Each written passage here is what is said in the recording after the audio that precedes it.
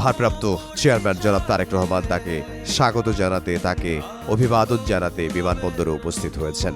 বিমানবন্দরে আমরা দেখেছি জনাব তারেক রহমান, তার স্ত্রী ডক্টর জুবাইদা রহমান এবং তার মেয়ে জাইমা রহমান, তিনি উপস্থিত ছিলেন।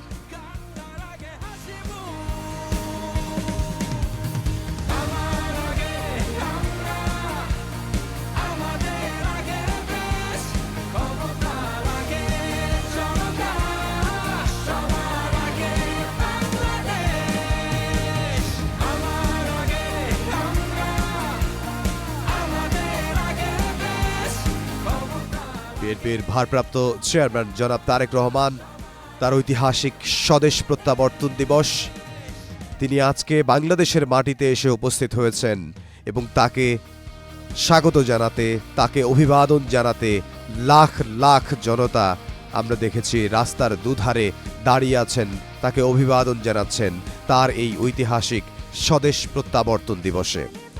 বিএনপির ভারপ্রাপ্ত চেয়ারম্যান জনাব তারেক রহমান, তাকে সংবর্ধনা জানাতে তার এই স্বদেশ প্রত্যাবর্তন দিবসে আমরা দেখেছি লাখ লাখ জনতা এখানে এসে উপস্থিত হয়েছেন, লাখ লাখ নেতাকর্মী তারা এখানে এসে উপস্থিত হয়েছেন।